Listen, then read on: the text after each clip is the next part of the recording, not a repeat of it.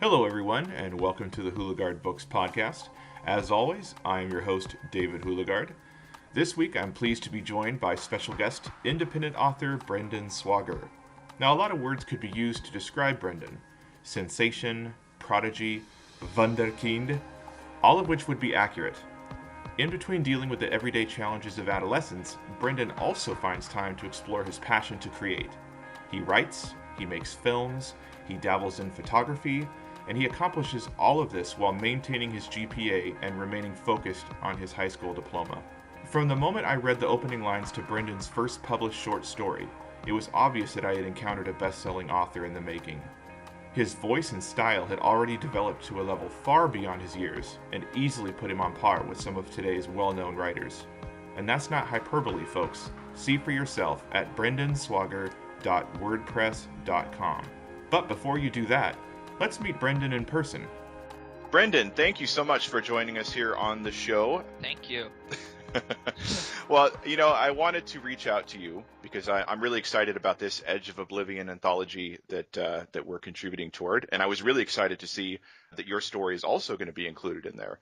I haven't had a chance to talk to you much about it, but I would love to hear more about your story, Box 2012. Yeah, actually, it's Box 2013. We're working on getting that fixed, but we'll see. If it's Box 2012, doesn't matter. But yeah, it was posted a while ago on my website, and I was going to write an original piece for Edge of Oblivion, but there's this thing called school that I had to do first. So Education's important. Yes, I didn't quite find enough time to get something very well thought out and done for it, but I told Tony and sent him this story that I posted a while ago, and he said he really loved it. We did some edits, and it's going to be up in there, and I'm really excited to get that one out.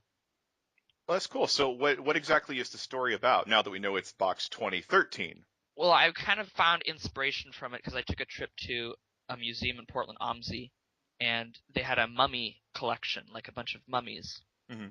And it was kind of cool for me because I was like the closest I was ever to like actual like bodies and mummies, and hearing their stories and stuff was really cool. And I wanted to write a mummy story, but I didn't want to do some like pharaoh coming to life thing because that's just really cliche and like overdone. Mm-hmm. I wanted to do something more kind of modern, grimy, realistic. Well, realistic in a sense, not realistic, but Not realistic like Night at the Museum realistic, right? oh yeah, no, not like that. It's kind of a old, campy feel. I had this kind of vision in my head of somebody mummifying someone alive, and I wanted to do it in a way that kind of combined a bunch of different elements. So I had kind of some inspiration from like Evil Dead, some like short stories that I'd read, and like sci-fi. It's just a mixture of really everything, and I really liked how it turned out. Mm-hmm. Now, you tend to specialize in kind of the horror genre, is that right? Yes. So who do you kind of look to for inspirations or peers? When you're sitting down to think of a cool way to tell a mummified story, like who's out there right now that kind of gives you like inspiration and kind of helps you formulate your ideas? One of my favorite authors, and actually author of, I have to say probably one of my favorite short stories, if not my favorite short story, is Chuck. I can't remember how to pronounce his last name. Palahniuk? Is that how you pronounce it? I struggle with that one all the time. Yeah, I have no clue.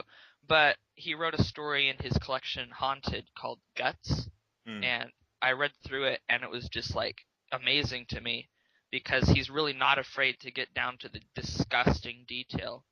That's true.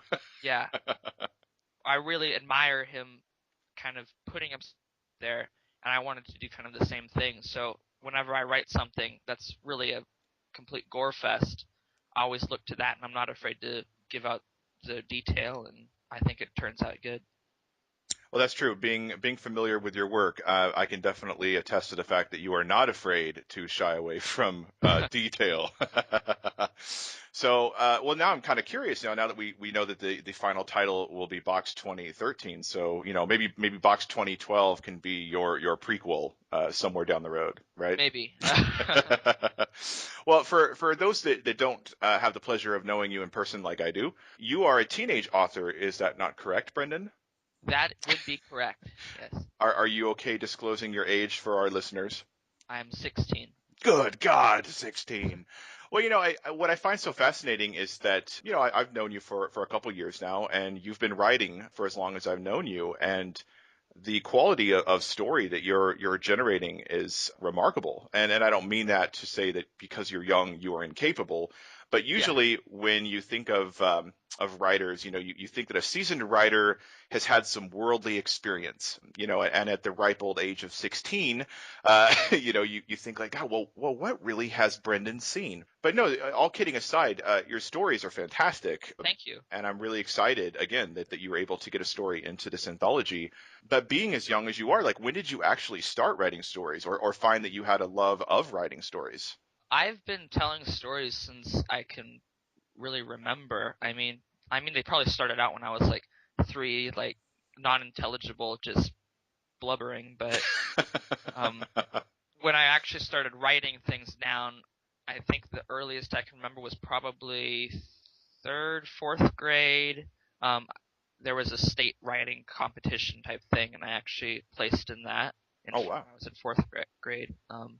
Of course, those stories were nowhere near as like mature as they are now, or nowhere as good.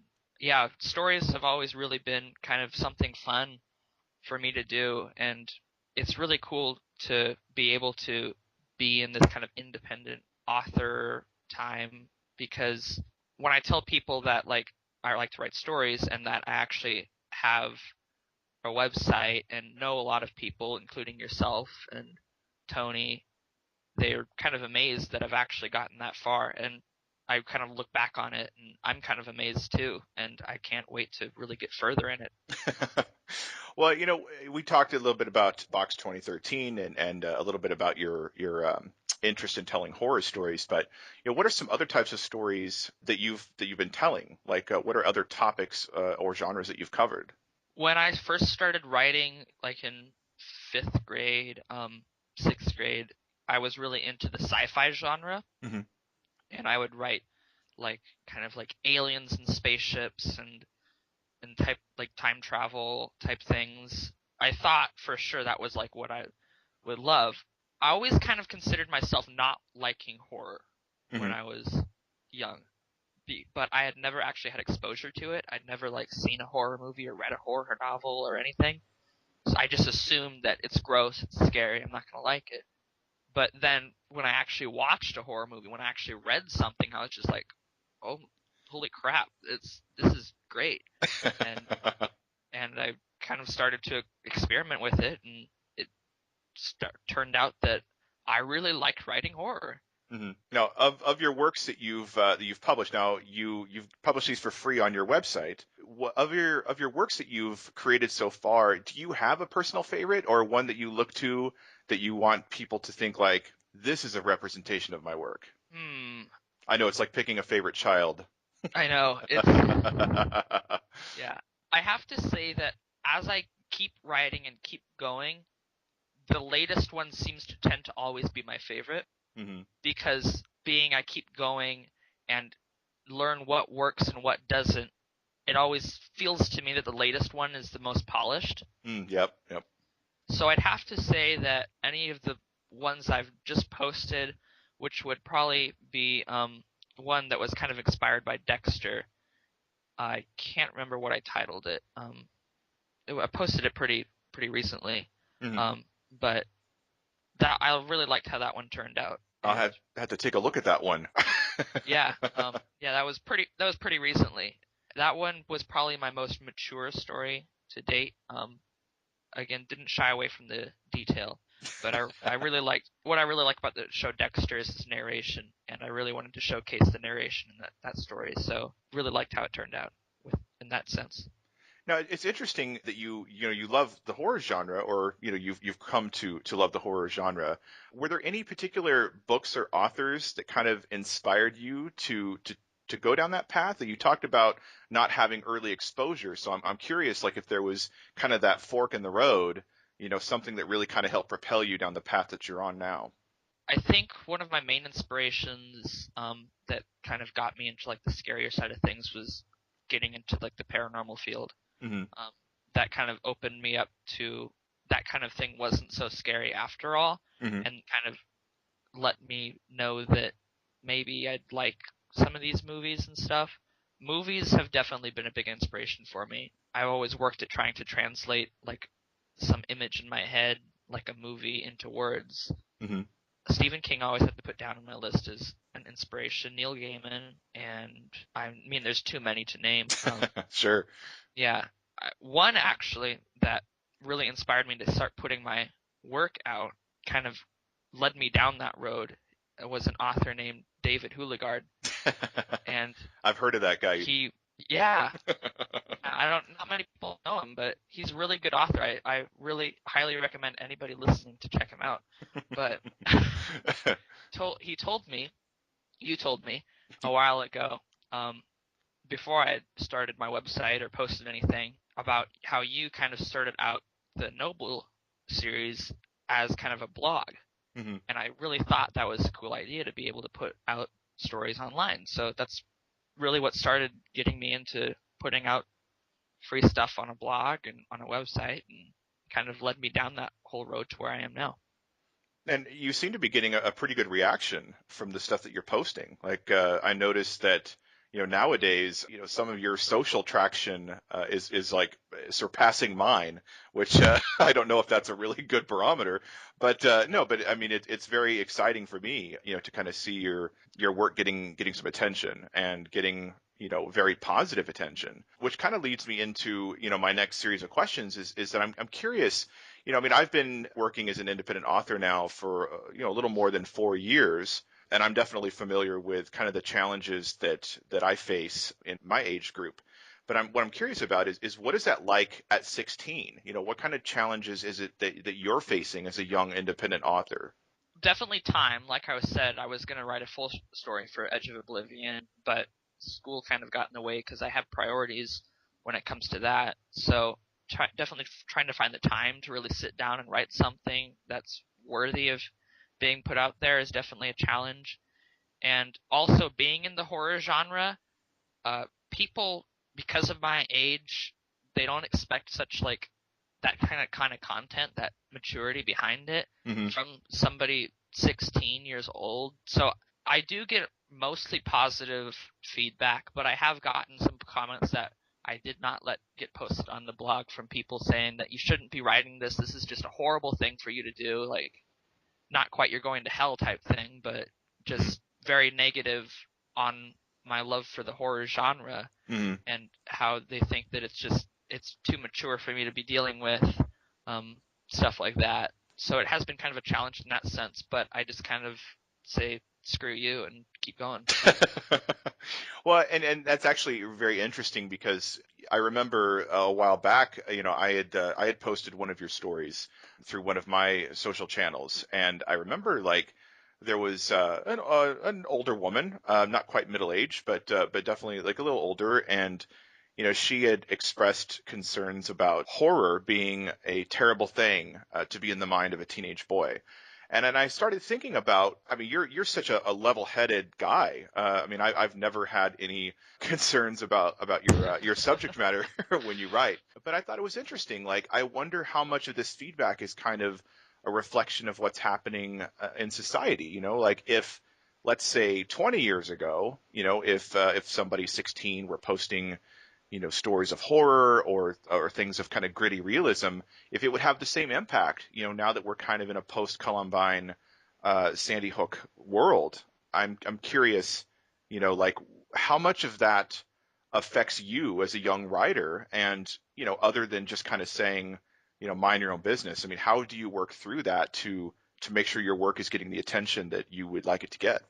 It's hard just because of that we are kind of in that time especially after like events like Sandy Hook, Columbine, that violence in itself is a very like bad thing to be thinking about, Mm-hmm. and almost that like to the point where if you actually have like a thought of that, then you're just going to do something horrid. Mm-hmm. But for me, in a sense, what kind of drew me to that kind of horror genre and why I enjoy writing it is almost therapeutic for me, because as a human being, and I know for a fact every other person has this as well, you always have that negative energy and those negative thoughts in the back of your head that always kind of that you lug around all the time. Mm-hmm. And instead of expressing it by being violent in actuality and doing things like drugs and just horrid things like that, I kind of translate into an art. So any of that negative energy I kind of put into a character. Oh, that's really awesome. I mean, it's so good to to hear these type of things because it I know that when I was a teenager, there weren't a lot of people that were exploring avenues of, kind of creative outlet to deal with, kind of the pressure of adolescence and the things that can come up with being just a teenager in today's day and age. So it's really cool, to see that you're able to channel, these things into, or these emotions into positive outlets, such as your writing. And I know that outside of writing, you're also heavily involved with other projects. So, I mean, I'd love to hear more about kind of what you're doing with film, and I know you've got some other projects outside of that too. I originally just started with the one site that I posted the horror stories on, but as I kind of went along and after things like Sandy Hook and the Clackamas shooting and all these just heart-wrenching things that were going on, I wanted to express my concern for them in a way that wasn't taking all my like negative energy and putting it out, and I wanted to actually talk about what was going on. So I started another one called 1,000 Candles, where I would kind of talk about different things that were going on in my life, in the lives of other people, and kind of put my opinion out on there.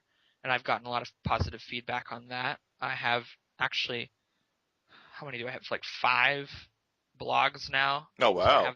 I have that. I have the horror one, and I started a music blog, which is I've just been going to a lot of concerts, and I've always really loved music, so I really wanted to kind of put also like reviews out and stuff like that. My English teacher from last trimester really liked the way I wrote about it, so that kind of gave me some inspiration, some motivation to get that out.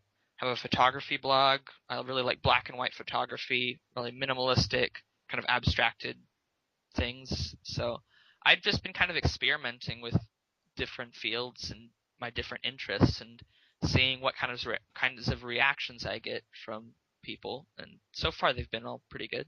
Hmm. And if I remember right, didn't you meet Lord? Yes, I did actually. Funny you mentioned that. Yeah. Went to a concert during 94.7's December to Remember festival. And that day was actually 2 concerts. I had Lord and then Arctic Monkeys right afterwards. But I got there like 5 hours before, waited outside our tour bus, and they were about to let people line up, so I was gonna walk inside, and then turn around and she's standing there, and it's like, oh my god, I'm so fucking late, and and and I just kind of the only thing like I could have like actually like said something intelligible or like said that I love your work. All I said was hi. That was it. But it was something. Yeah. That reminds me. I'm sorry, I know I'm the old guy here, but I had an opportunity in 1993 to meet Billy Corgan of Smashing Pumpkins, and at that time, I think I was about probably right around your age, 16, 17 years old, and Billy Corgan was like a god to me, right? Like this was like the guy. If I could have chosen to meet anyone, it was going to be Billy Corgan.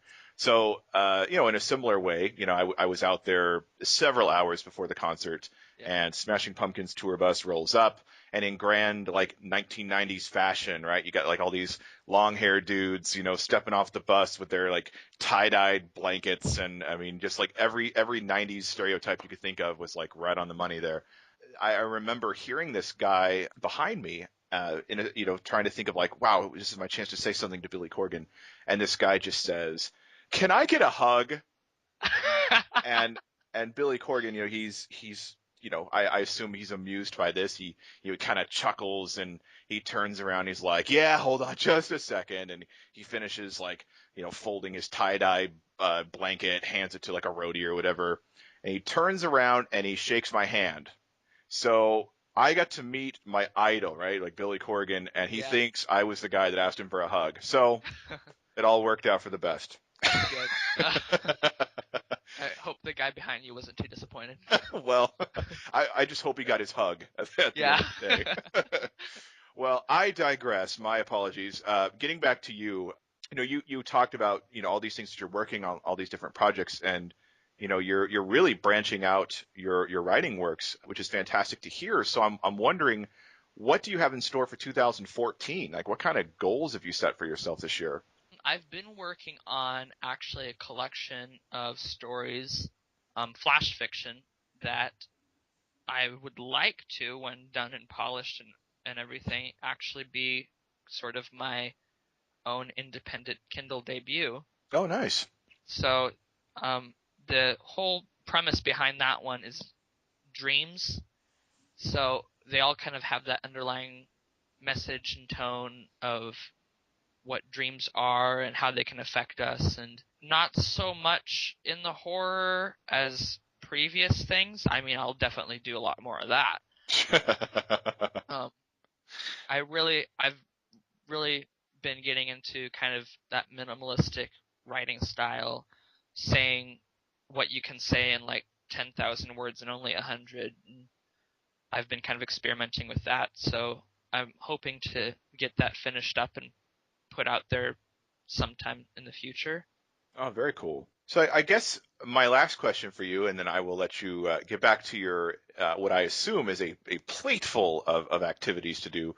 But what I'm curious about is if you have any advice or recommendations that maybe you'd like to pass along to other writers of your age that maybe haven't been as fortunate to kind of reach this same level as you. I just have to say, don't be afraid to put your work out there.